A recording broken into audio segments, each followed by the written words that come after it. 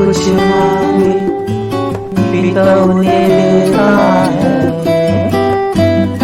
झूठी गवाही देता है, उसके तो संग रहता है। यीशु तो सदा जीवित है, तेरे संग मेरी सदा जीवित रहो। यीशु तो स्वर्ग में स्वामी है, यीशु तो मेरा प्रभु मसीह है।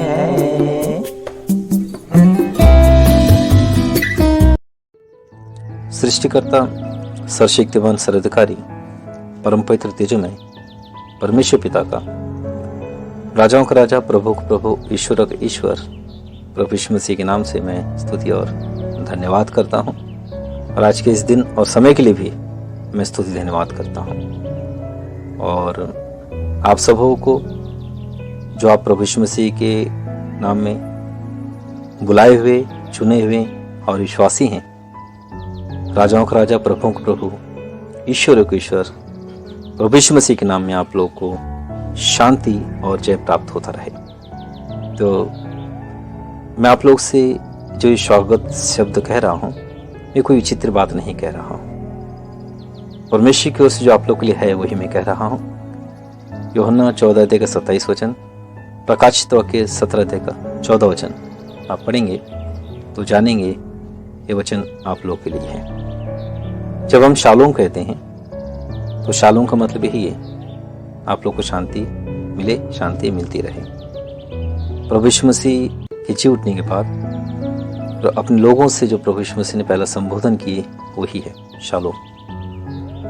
और एबनेजरी जब हम कहते हैं, यहाँ तक परमेश्वर ने हमारी सहायता की, हमें जय दिया, तो यही बात तो है प्रकाशित वाक्य के 17 अध्याय के 14 वचन में। तो मैं dear friends, brothers and sisters, आप लोगों से मैं आप लोग के सामने इस रिजरेक्शन टाइटल के माध्यम से अब मैं संदेश लाता रहूँगा।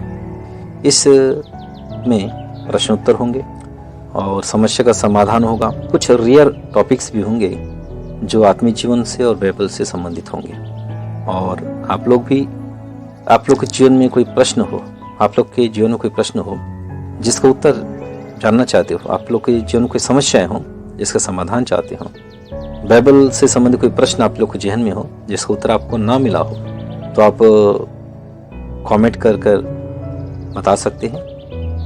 मैं प्रयास करूंगा कि आप जिस अंश पर संदेश चाहते हैं मैं उसे इस रिजेक्शन टाइटल के माध्यम से मैं यूट्यूब में अपलोड कर आप लोगों तक पहुंचा सकूं। मैं आप लोग को एक बात स्पष्ट कर दूं, और ये बात आप लोग को जानना बहुत ज़रूरी है कि पुराने नियम के समय में जो परमेश्वर ने इस्राएलियों को मिस्र की गुलामी से छुड़ाया, वो सब दृष्टांत की रीति पर थी। पहले परमेश्वर वचन बाइबल में पहला कुरिन्थियों 10 अध्याय 11 वचन लिखा हुआ है, परंतु ये सब बातें जो उन पर पड़ी दृष्टांत की रीति पर थी, और वे हमारी चेतावनी के लिए जो जगत के अंतिम समय में रहते हैं लिखी गई है। अर्थात ये कि इस्राएली जो मिस्र की गुलामी में थे, उस गुलामी से परमेश्वर ने उन्हें छुड़ाया।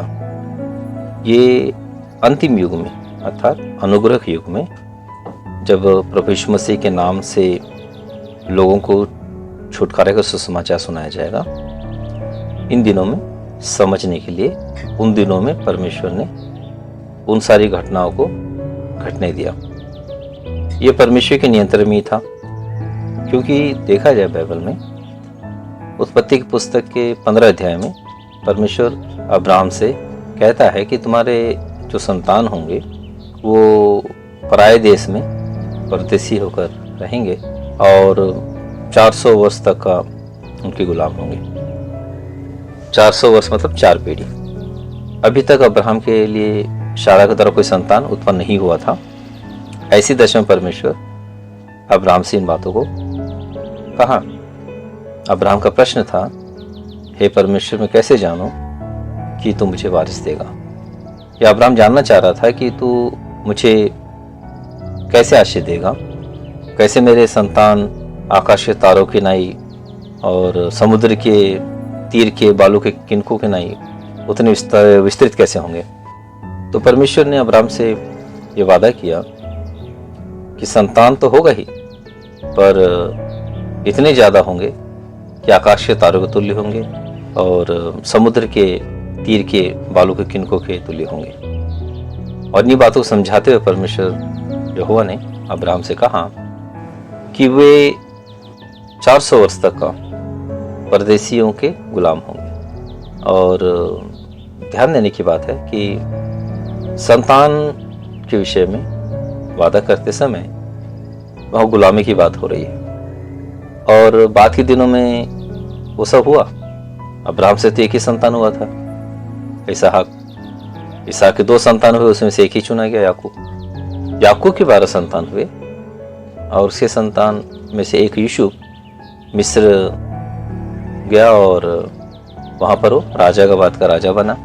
उसके कारण फिर बाकी सारे इस्राएली वहाँ गए जो उस समय 70 के लगभग संख्या में थे। वो तो अब्राहम से परमेश्वर ने जो कहा था उसके अनुसार हुआ। तो उत्पत्ति की पुस्तक में पढ़कर आप लोग ये जान सकते हैं कि आखिर जो इजरायली मिस्र में कैसे गए, वहाँ पर कैसे वे गुलाम हुए। अभी इन बातों का विस्तार नहीं कर रहा हूँ, केवल इस बात को बताने के लिए कि परमेश्वर के नियंत्रण में सब कुछ है। उन दिनों में जो फिजिकल था, इन दिनों में वो स्पिरिचुअल है, और जो फिजिकल था वो स्पिरिचुअल क्यों है इसको भी मैं थोड़ा समझा दूं अभी, और आगे के भाग में मैं उसका विस्तार करूंगा। मनुष्य कहने से शरीर नहीं, मनुष्य कहने से आत्मा है, और एक दिन आत्मा शरीर से अलग हो जाता है और यही आत्मा परमेश्वर के सामने एक दिन खड़ा होगा। तो इस आत्मा के लिए ही छुटकारे की आवश्यकता है। मिस्र की गुलामी में तो इस्राएली फिजिकली गुलाम थे, और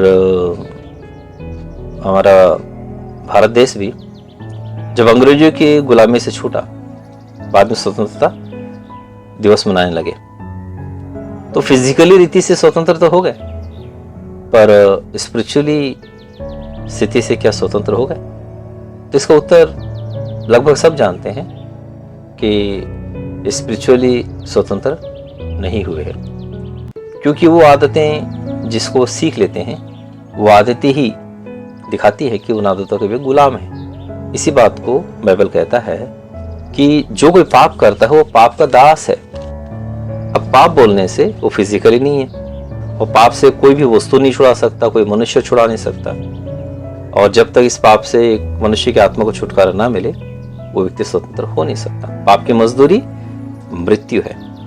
रोमियो 6:23 क्या लिखा है यहाँ पर? क्योंकि पाप की मजदूरी तो मृत्यु है। और इसी के दूसरे भाग में लिखा हुआ है, परंतु परमेश्वर का वरदान हमारे प्रभु यीशु मसीह में अनंत जीवन है। तो ये अनंत जीवन ही परमेश्वर हर एक मनुष्य की आत्मा को देना चाहता है, और इसे समझने की आवश्यकता है। तो इसकी समझ ये है कि जैसे मिस्र वैसे दुनिया, जैसे मिस्र का राजा फिरौन वैसे दुनिया का सरदार शैतान, और जैसे मिस्र में इस्राएली गुलाम थे वैसे ही लोग संसार में गुलाम हैं, संसार की आदतों, संसार की अभिलाषाओं के गुलाम हैं। और जैसे मिस्र का राजा फिरौन इस्राएलियों को नहीं छोड़ना चाहता था, उन्हें गुलामी से मुक्त होने देना नहीं चाहता था, वरन बाद के दिनों में वो उन पर कार्यभार बढ़ाया भी ताकि वो स्वतंत्र होने के विषय में ना सोचे। एग्जैक्ट वैसे ही शैतान भी करता है। शैतान नहीं चाहता कि एक मनुष्य उसके पापों से छूट जाए, संसार की अभिलाषाओं से छूट जाए, क्योंकि मनुष्य में के पापों के द्वारा और संसार की अभिलाषाओं के द्वारा शैतान एक मनुष्य पर कब्जा बनाए रखता है। और जब मनुष्य स्वतंत्र होने के विषय में सोचता है तो शैतान किसी न किसी रीति से उन पर कार्यभार को बढ़ा देता है, उन्हें काम में बिजी कर देता है। ड्यूटी में कोई ओवर टाइम होंगे या टीवी में कोई दूसरे अच्छे प्रोग्राम होंगे। अभी तो 24 आवर्स प्रोग्राम देख सकते हैं जो देखना चाहे। आधी रात को उठ के भी कोई चैनल लगा लें तो कोई भी ना कोई चैनल चलता रहेगा। अभी तो टीवी ऑन करने की जरूरत भी नहीं है, मोबाइल उपलब्ध है, जब चाहे ऑन कर ले, इंटरनेट की दुनिया में, यूट्यूब की दुनिया में समय बिता लें। उसके अलावा गेम्स भी। तो मनुष्य के बिजी होने के लिए सारे उपाय भी उपलब्ध हैं। जैसे जैसा युग की समाप्ति का समय नजदीक आता जा रहा है, वैसा वैसा शैतान की पकड़ लोगों में और बढ़ता जा रहा है। लोग, मतलब ध्यान देखिए इस बात को, फिर से मैं कह दूं, शरीर नहीं, आत्मा, मनुष्य का प्राण, मन, आत्मा मेन निशाने में है, पर प्राण जो है समझ लीजिए कि वो आत्मा और शरीर के बीच का बंधन है। वो प्राण शरीर पर लगे तो शारीरिक स्वभाव का व्यक्ति होगा, यदि प्राण आत्मा पर लगे वो आत्मिक स्वभाव का व्यक्ति होगा। तो निशाने में आत्मा है, तो ऐसे समय में ये प्राण आत्मा के पक्ष में ना जाए पर शरीर पर लगे रहे, इसका सारा उपाय शैतान करता रहता है। संसार में अभिलाषाओं के द्वारा और नाना प्रकार की सुविधा देने के नाम से मनुष्य को बिजी करता है, इतना बिजी करता है कि वो अपनी आत्मा के विषय में ना सोचे। इस अंतिम युग में देखा जाए तो आप लोग को बहुत लोग मिल जाएंगे, यहाँ तक आप खुद जो वचन सुन रहे हैं आपकी भी दशा हो सकती है ऐसी हो। सुबह उठकर शाम तक सोने तक का सारे निर्णय शरीर को आधार करके, जो कुछ भी आप सोचे शरीर को आधार करके, भविष्य की योजना, वर्तमान की योजना, भविष्य की योजनाएं सब शरीर को आधार करके हो सकता है। आपको नहीं समझ में आ रहा होगा हो क्या रहा है, और आपके पास समय की भी कमी महसूस होती होगी। ये सब अदृश्य में रहने वाले शैतान का काम है। मनुष्य के पास सुविधाएं भी बहुत बढ़ गई और मनुष्य के पास समय भी नहीं है। जरा सोचिए ऐसे कैसे हो सकता है। पुराने दिनों में पानी भरने के लिए 2-3 किलोमीटर जाना और कई बार नहाने धोने के लिए भी तालाब तक जाना, कपड़ा धोने के लिए तालाब या नदी तक जाना, उतना करने के बावजूद भी उनका दिनचर्या गुजर जाता था। पर अभी बटन दबाओ तो बिजली उपलब्ध हो जाता है, बटन दबाओ तो गैस स्टोव जल जाता है, और बटन दबाओ तो पानी मोटर द्वारा मिल जाता है। तो इस रीति से सुविधाएं इतनी ज्यादा होने पर भी समय क्यों कम है? समय तो बचना चाहिए था, पर अभी मनुष्य की स्थिति यह है कि समय नहीं है। किसके लिए समय नहीं है भाई? आत्मा के लिए समय नहीं है। जब कहते हैं ना समय नहीं है, तो समझ जाने की बात है, ये इनडायरेक्टली आत्मा के लिए मुंह से निकलने वाला वचन है। तो जिस किसी व्यक्ति के पास आत्मा के लिए समय नहीं है, तो एक दिन आत्मा के लिए जवाब तो देना पड़ेगा परमेश्वर के सामने खड़े होकर। तब क्या जवाब देंगे? आप लोग जो मेरे संदेश सुन रहे हैं, आप लोग इस बात को ध्यान से सुनिए और इस बात को अच्छे से मन में बैठा लीजिए। आप भी एक दिन परमेश्वर के न्याय सिंहासन के सामने खड़े होंगे, और आपने इस धरती पर क्या क्या किया और आत्मा के लिए आपने कितना समय दिया, उसका भी हिसाब आपको देना होगा। परमेश्वर अभी सिर्फ देख रहा है कि कौन व्यक्ति क्या कर रहा है, उसका मन कहाँ लगा हुआ है, पर एक दिन हिसाब जरूर लेगा। तो ये जो अंतिम युग में प्रभु यीशु मसीह के नाम में सुसमाचार जो सुनाया जा रहा है, वो उसका कारण क्या है बोलने से? ये कोई धर्म का प्रचार नहीं है। एक मनुष्य को उनके पापों से छुड़ाने के लिए छुटकारे का समाचार है। लूका सुसमाचार के 4 अध्याय में इसका जिक्र है। भाई किस चीज का सुसमाचार सुनाया जाएगा यहाँ पर? उस सुसमाचार में कौन सी मुख्य बातें हैं? लूका सुसमाचार के 4 अध्याय के 18 वचन 19 वचन साफ साफ लिखा हुआ है कि प्रभु का आत्मा मुझ पर है, इसलिए कि उसने कंगालों को सुसमाचार सुनाने के लिए मेरा अभिषेक किया है, और मुझे इसलिए भेजा है कि बंदियों को छुटकारे का और अंधों को दृष्टि पाने का सुसमाचार प्रचार करूं, और कुचले हुओं को छुड़ाऊं, और प्रभु के प्रसन्न रहने के वर्ष का प्रचार करूं। तो एक छुटकारे का समाचार है। किसे छुटकारे का? शैतान से संसार की अभिलाषाओं से, पाप के चंगुल से छुड़ाने वाला समाचार है। और इस सुसमाचार को लोग ना समझे, शैतान उसका भी उपाय करता है, उनकी आंखों को अंधी कर देता है। लोग उस सुसमाचार को नहीं समझ पाते कि उनकी आत्मा के फायदे के लिए है करके। इस अंतिम युग में तो शैतान ने तो और अच्छा लोगों को बेवकूफ बना कर रखा है, ये उनके मनों में डालकर कि ये धर्म का प्रचार है। तो लोग सोचते हैं कि धर्म तो हमारे पास भी है, तो फिर ये ईसाई धर्म का प्रचार हमको क्या जरूरत है।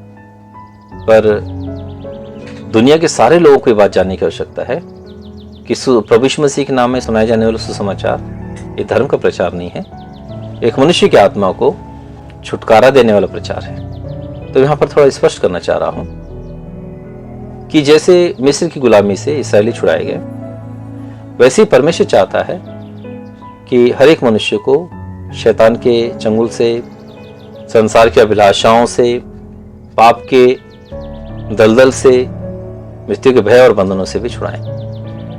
पुराने नियम के समय में जब इसराइलियों को परमेश्वर ने मिस्र से छुड़ाया था, तब भी इसराइली उसके लिए कोई प्रयास नहीं किए, केवल उनको राजी होना था, आज्ञा पालन करना था।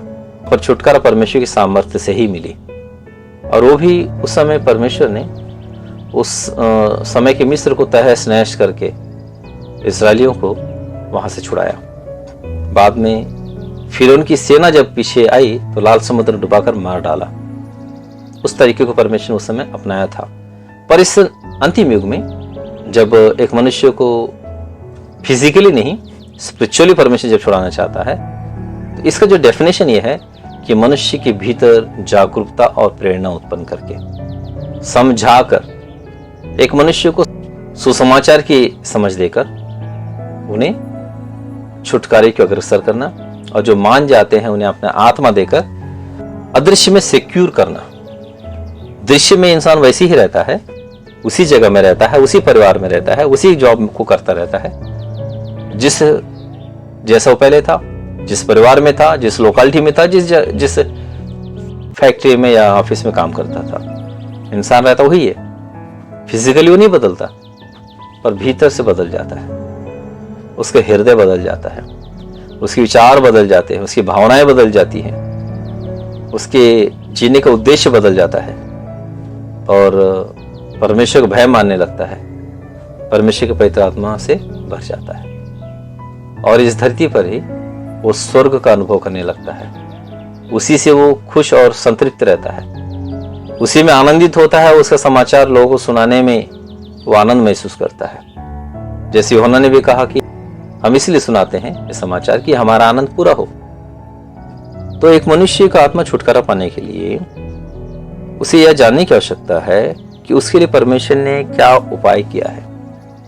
परमेश्वर पुत्र यीशु मसीह का इस धरती में आना, उसका पाप रहित जीवन जीना, और उसका क्रूस पर बलिदान होना, फिर तीसरे दिन जी उठना, और उस समय के चेले और जो उसके अनुयायी थे उनके देखते देखते स्वर्ग पर उठा लिया जाना, ये सारी बातें सुसमाचार से संबंधित बातें हैं। इसे हर उन मनुष्य को जानने की आवश्यकता है जो अपनी आत्मा के लिए उद्धार चाहते हैं। ऐसे तो उद्धार की चाहत सब मनुष्यों को होती है, उसके बावजूद भी उन्हें इतना तो करना होगा कि परमेश्वर के ओर से ठहराए हुए इस उपाय का समाचार जो प्रभु यीशु मसीह के नाम में है उसे सुनना होगा, उसका रिस्पेक्ट करना होगा, उसे दिल से मानना होगा और जुबान से अंगीकार करना होगा कि प्रभु यीशु मसीह ही के द्वारा उद्धार है।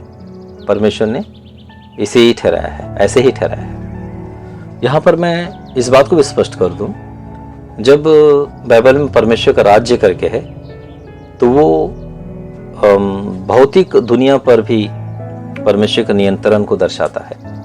यहाँ तक मनुष्य का शरीर भी, आत्मा, प्राण, देह भी, और यहाँ तक कि जगत के राज्य भी, चाहे कोई राजा हो, चाहे कोई राज्य हो, चाहे कोई देश हो, चाहे कोई जाति हो, चाहे कोई शक्ति हो, चाहे कोई सामर्थ हो, किसी का विजय हो, किसी का पराजय हो, किसी का उठना हो चाहे किसी का गिरना हो, किसी का बनना हो चाहे किसी का बिगड़ना हो, सब कुछ परमेश्वर के नियंत्रण में है, इस बात को दर्शाता है। पर जब स्वर्ग की राज्य की बात होती है, एक मनुष्य इस धरती में रहते रहते ही इस धरती के दिनों को समाप्त करने के बाद अनंत काल के लिए अपने उद्धारकर्ता प्रभु यीशु मसीह के साथ स्वर्ग में होगा, और वहां रहने के लिए उन्हें पुनरुत्थान की देह दी जाएगी। अभी जो मिट्टी के देह में रहते हैं, ये मिट्टी का देह स्वर्ग में रहने लायक नहीं है, इसीलिए उन्हें पुनरुत्थान की देह दी जाएगी। जैसे यीशु मसीह मुर्दों में से जी उठने के बाद उसके पास पुनरुत्थान की देह है, वैसे पुनरुत्थान की देह हर एक उनको जो प्रभु यीशु मसीह नाम उद्धार पा लेते हैं दी जाएगी। उस पुनरुत्थान की देह के द्वारा स्वर्ग में अनंत काल तक का अपने उद्धारकर्ता प्रभु यीशु मसीह के साथ रह सकते हैं। और शरीर के दिन समाप्त होने के बाद इतने ही मात्र नहीं, पर इस देह में रहने वाले दिनों में भी स्वर्ग से स्वर्गीय सामर्थ्य पाते रहेंगे, क्योंकि ये स्वर्ग के राज्य का सारा मटेरियल स्वर्ग का है। इसीलिए सप्लाई वहां से इस धरती में रहने वाले मनुष्य को आत्मा के द्वारा की जाती रहेगी। जैसे एक मनुष्य धरती के बने हुए प्रोडक्ट लेता है अपने धरती के शरीर के लिए, वैसे ही एक मनुष्य की आत्मा के लिए स्वर्ग में बनी वस्तुएं ही आत्मा द्वारा पाते रहते हैं, तब तक जब तक इस मिट्टी का देह का दिन समाप्त ना हो जाए। इसी धरती में रहकर स्वर्ग से सामर्थ्य, स्वर्गीय सन्निधि, स्वर्गीय वस्तुएं पाते रहने की आवश्यकता है। और वो इस धरती में स्वर्गीय होंगे, उन्हीं के लिए बाइबल में लिखा हुआ कि हम इस धरती पर परदेसी और यात्री हैं, हमारा स्वदेश तो स्वर्ग है। इसे शारीरिक स्वभाव के लोग हल्के में लेते, नहीं समझते, उसे तुच्छ जानते हैं, और जो आत्मिक जीवन जीते हैं उन्हें हल्के में लेते हैं। पर जो प्रभु यीशु मसीह उद्धार पाए उनको मालूम उसका वैल्यू, कि उन्होंने अनंत के लिए अपने जीवन को प्रभु यीशु मसीह के नाम में सिक्योर कर लिए हैं, वो सुरक्षित कर लिए हैं। तो इसी स्वर्गीय राज्य के विषय में और परमेश्वर के राज्य के विषय में हर एक मनुष्य को स्पष्ट रीति से जान लेने की आवश्यकता है। परमेश्वर के राज्य में तो हर मनुष्य है, वो हर मनुष्य का प्रभु है, हर मनुष्य का परमेश्वर है। इसमें कोई भेद नहीं कि चाहे वो इसराइली हो, चाहे वो ईसाई हो, चाहे कोई अन्य हो। कोई मनुष्य किसी भी देश का, किसी भी राज्य का, या किसी भी धर्म का, या किसी जाति का क्यों ना हो, वो सब की सब परमेश्वर के नियंत्रण में है, परमेश्वर के राज्य के अधीन है। इसमें कोई मत नहीं है। शैतान भी चूं से चां नहीं कर सकता, शैतान अपने आप से कुछ नहीं कर सकता, परमेश्वर इजाजत ना दे तो। पर जब स्वर्ग के राज्य की बात आती है तो इसमें परमेश्वर पुत्र प्रभु यीशु मसीह का राज्य है, और हर मनुष्य का पर्सनल मामला है। जो कोई परमेश्वर पुत्र यीशु मसीह पर विश्वास करता है, उसे अपना उद्धारकर्ता करके मान लेता है, वो मेरे लिए इस जगत में आया, मेरे पापों के प्रायश्चित के लिए वो क्रूस पर बलिदान हो गया, और वो निष्पाप होने के कारण मुर्दों में से जिलाया गया, और उसके नाम से मेरे पापों की क्षमा है, छुटकारा है। ऐसे कर जो मान लेते हैं मन में, तो वो स्वतः ही भीतर ही से धर्मी ठहर जाते हैं परमेश्वर की दृष्टि में। भीतर से वो शुद्ध हो जाते हैं, ऑटोमेटिकली शुद्ध हो जाते हैं। और जो जुबान से भी मान लेते हैं, उन्हें प्रकट में उद्धार मिल जाता है। वो छुटकारा अब भीतर ही हुआ नहीं, बाहर भी, उसके माहौल में भी उस छुटकारे की दशा को महसूस करने लगते हैं, और वो अब परमेश्वर के पुत्र यीशु मसीह के नियंत्रण में होता है, और प्रभु यीशु मसीह का नाम और सामर्थ्य उनकी रक्षा करता है। वचन में क्या लिखा है प्रभु यीशु मसीह के विषय में? यीशु नाम का मतलब ये है कि वो अपने लोगों का उनके पापों से छुड़ाएगा। और प्रभु यीशु मसीह मृत्यु जी होने के बाद अपने चेलों से क्या कहा? स्वर्ग और पृथ्वी का सारा अधिकार मुझे दिया गया है। स्वर्ग का अधिकार भी प्रभु यीशु मसीह के पास है, और इस पृथ्वी का अधिकार भी प्रभु यीशु मसीह के पास है। और मैं एक बात और स्पष्ट कर दूं कि स्वर्ग के राज्य में किसी पर कोई जोर जबरदस्ती नहीं होती। हर मनुष्य को खुद ही अंगीकार करना होगा कि उन्हें छुटकारा चाहिए, और छुटकारे के लिए जो उपाय परमेश्वर ने ठहराया है, प्रभु यीशु मसीह के नाम पर विश्वास करना, उसके क्रूस पर के बलिदान को अपने लिए अंगीकार करना, उस उपाय को मानना होगा। क्योंकि प्रभु यीशु मसीह स्वयं कहा, मैं ही मार्ग और सत्य और जीवन हूं, बिना मेरे द्वारा कोई पिता पास नहीं पहुंच सकता। ध्यान दीजिए इस बात को, पिता के पास करके कहा है, परमेश्वर के पास करके नहीं कहा। मैं इसे भी समझाऊंगा कि परमेश्वर और पिता में क्या फर्क है। पर संक्षिप्त इस बात को कह दूं, एक बहुत बड़ा योद्धा जो युद्धभूमि में खड़े रहने से वो 1000 को 10,000 को खुद अकेला खदेड़ सकता है, जिसके नाम ही काफी है कि शत्रु सेना की शक्ति क्षीणित हो जाती है, ऐसा भयंकर महान योद्धा का रूप है परमेश्वर का रूप, जिसकी शिव पुराने में एक समय भी मैं सेनाओं का यहोवा करके नाम है।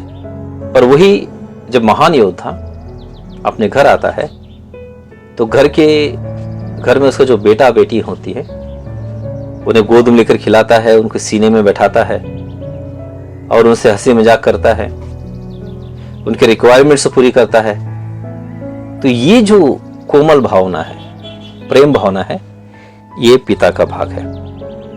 तो वो परमेश्वर जो सर्वशक्तिमान सर्वाधिकारी परम पवित्र तेजो में है, अब इस अंतिम युग में अपने प्रिय पुत्र यीशु मसीह के नाम से अपने पास आने वाले लोगों के साथ वैसे पिता का से व्यवहार करता है। पिता सा है, वो अपना पावर नहीं दिखाता, प्रेम दिखाता है।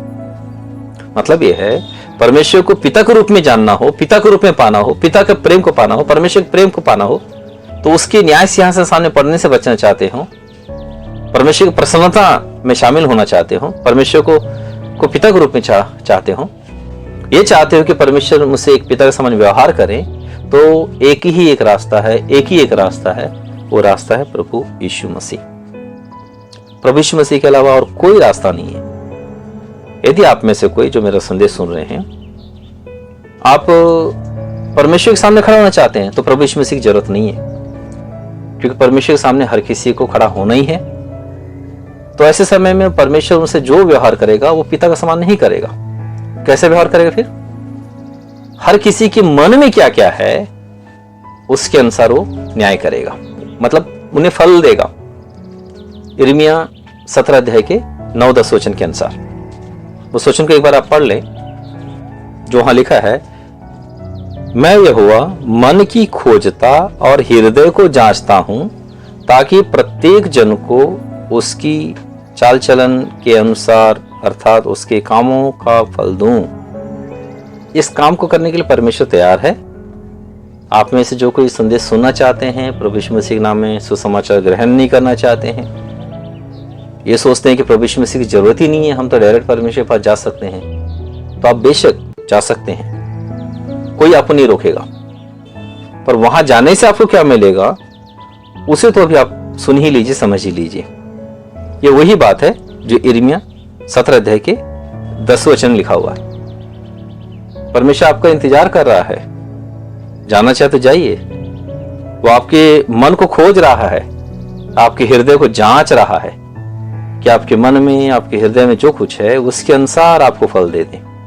और आप स्वतः ही जानते हैं आपके मन में है क्या, आपके हृदय में क्या है, जो मनुष्यों से छिपा के रखें, चाहते हैं कि मनुष्य ना देखें, खुद भी अपने विवेक को भी हृदय से थोड़ा सा अलग करके रखे रहते हैं, क्योंकि आपका विवेक भी आप पर दोष लगाता होगा, तो आपके आप विवेक को चुप कराते हैं। पर परमेश्वर की आंखों से आपका हृदय छिपा नहीं है। आप अपने हृदय को, अपने मन को परमेश्वर की आंखों से छिपा भी नहीं सकते। आप बेशक प्रभु यीशु मसीह के बिना परमेश्वर के पास डायरेक्टली जा सकते हैं। बहुत सारे मार्ग हैं, जितने मार्ग हैं संसार के, वो सारे मार्गों से आप परमेश्वर के सामने जा सकते हैं। पर सीधा आप परमेश्वर के न्याय सिंहासन के सामने पहुंचेंगे, परमेश्वर आपके हृदय और आपके मन में की जो भी विचार भावनाएं हैं उसके अनुसार आपको फल देगा, रिजल्ट देगा। वो क्या रिवार्ड में होंगे, इनाम के तौर पर होंगे या दंड के तौर पर होंगे, वो उसको आप देख लीजिए। हाँ, यदि अभी समझना चाहते हैं तो मैं यही कहूंगा कि आप बाइबल पढ़ लीजिए।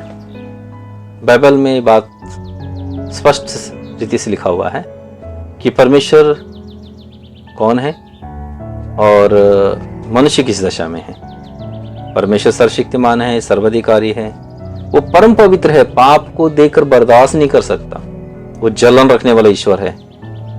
तो यह है परमेश्वर। और हर मनुष्य पापी है, कोई भी धर्मी नहीं, एक भी नहीं, ये भी बाइबल लिखा हुआ। तो आप भी परमेश्वर की दृष्टि में धर्मी नहीं है, मतलब परमेश्वर की दृष्टि में आप निर्दोष नहीं है। आप आपके कर्मों से आप अपनी दृष्टि में कुछ भागों में निर्दोष मान सकते हैं, लोगों के सामने भी आप अच्छी छाप बना सकते हैं, क्योंकि हर मनुष्य भलाई को प्रकट करता है, बुराई को छुपाने का प्रयास करता है, और कहीं नहीं छुपा पाता तो लोगों को मुंह बंद कराता है, लोगों में दबदबा बनाकर लोगों को डराता धमकाता है, मुंह खोलेगा तो मैं तुम्हारा मुंह बंद करा सकता हूं। तो जो लोग जानते हैं वो लोग मुंह नहीं खोलते, इस धरती में संभव है। पर परमेश्वर के सामने कोई जोर जबरदस्ती नहीं चलने वाला, और उसे कोई विवश नहीं कर सकता, और उसके देने वाले फल से, या कहूं उसके करने वाले न्याय से कोई भी नहीं बच सकता, और आप जो भी हैं आप भी नहीं बच सकते। तो मैं स्वर्ग के राज्य के विषय में कह रहा था कि जो स्वर्ग का राज्य है परमेश्वर पुत्र यीशु मसीह के अंडर में, और नरक का राज्य है शैतान के अंडर में। यहां दो भाग हो जाते हैं। जब परमेश्वर की बात होती है पूरा एक भाग होता है, ना परमेश्वर पुत्र का ना ही शैतान का। परमेश्वर पुत्र भी परमेश्वर के अंडर में होता है, शैतान भी परमेश्वर के अंडर में होता है, परमेश्वर ही एकाधिकारी होता है। पर जब स्वर्ग के राज्य की बात आती है तो परमेश्वर पुत्र यीशु मसीह स्वर्ग का अधिकारी है, स्वर्ग पिता का सारा अधिकार मुझे दिया गया, प्रभु यीशु मसीह ने कहा। और शैतान भी दावा करता है कि ये जगत और सारा राज्य मुझे दिया गया है। तो परमेश्वर पुत्र यीशु मसीह को किसने दिया? स्वर्ग पृथ्वी का सारा अधिकार तो दिया किसने? परमेश्वर ने दिया। स्वर्ग पर अधिकार परमेश्वर ने दिया, और पृथ्वी पर अधिकार मतलब यह है पृथ्वी में के जो लोग हैं उनमें से जो कोई भी उसे अपना उद्धारकर्ता करके मान लेते हैं तो वो उसके अधिकार में आ जाते हैं, उन पर प्रभु यीशु मसीह प्रभुता करते हैं। और एग्जैक्ट वैसे ही दावा शैतान भी करता है, पर शैतान के दावे में स्वर्ग की बात नहीं है। लूका रचित सुसमाचार 4 अध्याय के 5वें और 6वें और 7वें वचन में देखते हैं तो यहाँ क्या लिखा हुआ है? तब शैतान उसे ले गया और उसको पल भर में जगत के सारे राज्य दिखाए, और उससे कहा, मैं यह सब अधिकार और इनका वैभव तुझे दूंगा, क्योंकि वह मुझे सौंपा गया है, और जिसे चाहता हूं उसी को दे देता हूं। इसलिए यदि तू मुझे प्रणाम करे तो यह सब तेरा हो जाएगा। समझिए इस बात को। शैतान इस बात का दावा करता है कि यह मुझे दिया गया है, पर इसमें ध्यान देने वाली बात यह है कि प्रभु यीशु मसीह ने जिस बात का दावा किया था वो बात इसकी बातों में नहीं है। प्रभु यीशु मसीह ने क्या कहा? स्वर्ग और पृथ्वी का सारा अधिकार मेरे हाथों में। मतलब स्वर्ग का अधिकार प्रभु यीशु मसीह के पास है, पृथ्वी का भी अधिकार है। मतलब ये जो स्वर्ग का राज्य है या आत्मिक राज्य है या आत्मा के स्थायी का जो राज्य है, जो आत्मिक जीवन में राज्य है, या स्वर्ग का राज्य जो है या अदृश्य राज्य जो है, मैं इसे थोड़ा और स्पष्ट करना चाह रहा हूं कि ये जो स्वर्ग का राज्य है वो हृदय से संबंधित, मनुष्य के हृदय से संबंधित है। स्वर्ग का राज्य एक मनुष्य के हृदय में प्रवेश होना है, तो उसके लिए परमेश्वर के पुत्र यीशु मसीह को अपने हृदय पर अनुमति देना होगा। एक मनुष्य सुसमाचार सुनकर जब प्रभु यीशु मसीह को अपने हृदय में अपने जीवन में अनुमति देता है तब स्वर्ग का राज्य उसमें प्रवेश होता है। पर मनुष्य के हृदय में शैतान भी अधिकार पा सकता है। कैसे? उसका और एक तरीका अपनाता है शैतान। वो आकर धोखे से, छल से मनुष्य के हृदय पर, मनुष्य जीवन पर अधिकार वो पा लेता है। कैसे बोलने से? उसका एक अच्छा एग्जाम्पल अदन की वाटिका में हव्वा से किया हुआ व्यवहार है। वो जैसे प्रभु यीशु मसीह के नाम में सुसमाचार सुनाया जाता है, उसी पद्धति का, वैसी पद्धति का इस्तेमाल शैतान भी करता है। वो अच्छी अच्छी बातों को बताता है, बाद में रिजल्ट चाहे बुरा ही क्यों ना निकल जाए। एक बार इंसान फंस गया उसमें तो क्या करेगा फिर, वो अपने आप से निकल ही नहीं सकता। शैतान को मनुष्य के मन का डिजाइन मालूम है, इसीलिए वो अच्छी ही बातें करता है कि मनुष्य उसे एक्सेप्ट कर ले। कोई अच्छी पदवी, कोई सुंदरता, कोई राज्य वैभव, बहुत ज्यादा पैसा, ऐसा कुछ ना कुछ लालच देकर लोगों को अपना गुलाम बनाता है। क्योंकि यहां पर शैतान ने ही कहा यीशु से कि मैं यह सब अधिकार और इनका वैभव तुझे दूंगा, क्योंकि वह मुझे सौंपा गया है। जिसे चाहता हूं उसी को दे देता हूं। मतलब वो जिसको चाहता उसको दे सकता है। तो जैसे मनुष्य उसके अंडर में हो जाए तो मनुष्य जिस तबके का होगा वो सब कुछ भी उसके अंडर में होगा। एक मनुष्य जब उसके अंडर में होता है तो मनुष्य का आत्मा प्राण भी उसके अंडर में हो जाता है। एक मनुष्य का परिवार का मुखिया, परिवार के सदस्य उसके अंडर में हो जाए तो मुखिया के कारण परिवार भी उसके अंडर में हो जाता है। और एक समाज के मुखिया, बड़े बुजुर्ग लोग या गांव के बड़े बुजुर्ग हों या सरपंच हो या जो भी अधिकारी हैं उसके अंडर में हो जाते हैं तो उनके द्वारा शैतान फिर उनके उस गांव में और उनके समाज में, उनके सराउंडिंग में काम करता है। तो वैसे ही एक मनुष्य का जैसे जैसे पदवी बढ़ता है, चाहे कोई मंत्री हो, राजा हो, कोई सीएम पीएम हो, राष्ट्रपति हो, कोई जज हो, चाहे कोई सेना अधिकारी हो, चाहे कोई सैनिक हो, चाहे वकील हो, चाहे किसी भी पोस्टिंग में एक मनुष्य हो, वो मनुष्य जब जाने में या अनजाने में किसी अभिलाषा या किसी वस्तु की या पदवी की या पैसे की चाहत में उसके अंडर में हो जाए तो शैतान उनका इस्तेमाल कर सकता है और वो बखूबी करता भी है। तो इसी बात का दावा वो प्रभु यीशु मसीह सामने कर रहा था कि मेरे अंडर में बहुत सारे राजा हैं, मेरे अंडर में राज्य भी है और मैं किसी को देना चाहता हूं तो दे सकता हूं और देता भी हूं। तो dear friends, brothers and sisters, क्या आप इन बातों को समझते हैं?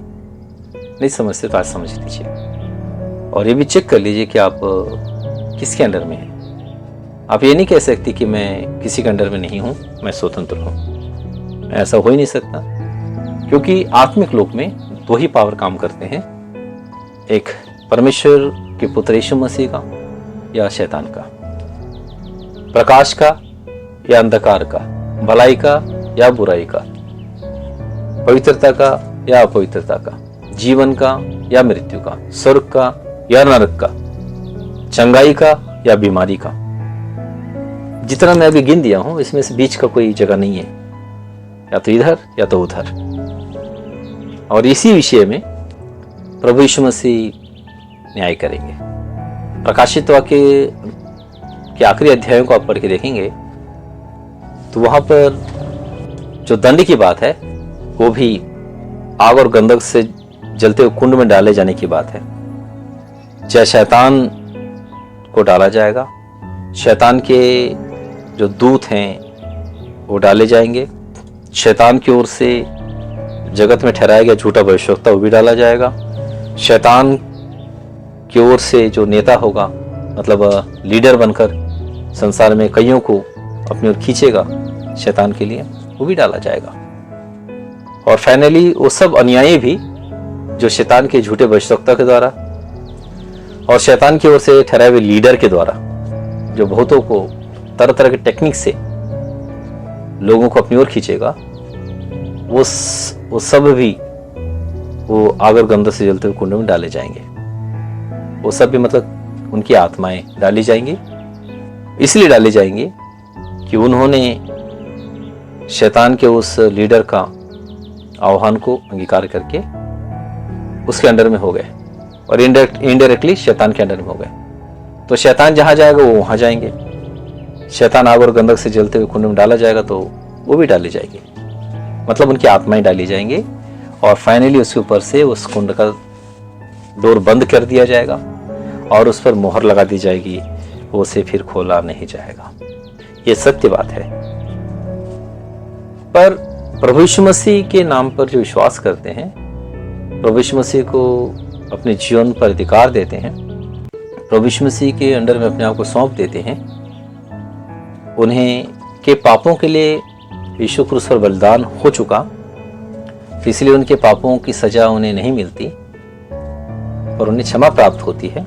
यीशु के लोहू से धुल जाते हैं, उनका शरीर शुद्ध हो जाता है और प्रभु यीशु मसीह के सुसमाचार के प्रकाश के द्वारा उनका प्राण प्रकाशित हो जाता है और प्रभु यीशु मसीह की आत्मा के द्वारा, परमेश्वर की पवित्र आत्मा के द्वारा उनका आत्मा जिंदा हो जाता है, स्वतंत्र हो जाता है। और आत्मा की तो स्वतंत्रता की आवश्यकता है। यहाँ पर मिट्टी का शरीर तो मिट्टी मिलना है, आत्मा की तो यहाँ पर चिंता की जा रही है। तो जब आत्मा स्वतंत्र हो जाता है, यह आत्मा परमेश्वर के पवित्र आत्मा के अंडर में हो जाता है। और पवित्र आत्मा कौन?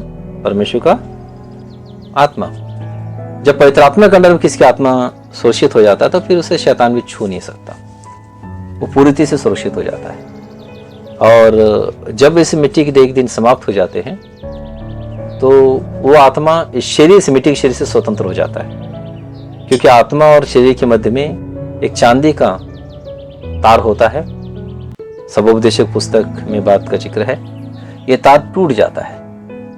अब टूटने के बाद फिर ये आत्मा उस शरीर में फिर से नहीं आ सकता और इस शरीर की, मिट्टी के शरीर की जरूरत इस आत्मा को होगी भी नहीं, क्योंकि जैसे ही इस मिट्टी के शरीर से आत्मा स्वतंत्र होगा तो पुनरुत्थान के देह परमेश्वर पहले से उसी आत्मा के लिए कवच के रूप में क्रिएट करके रखा रहेगा। और उसका क्रिएशन कहाँ होगा? मनुष्य की आत्मा और मिट्टी के शरीर के बीच में होगा। जैसे एक इल्ली का कीड़ा फीफा में कैद हो जाता है और बाद में जब वो तितली बनता रहता है तो उस फीफे के और तितली के मध्य में एक कवच बनता है और वो उस फीफे से उसे अलग करता है और बाद में वो उस इल्ली का कीड़ा जो रहता है उसे एक नया शरीर मिलता है।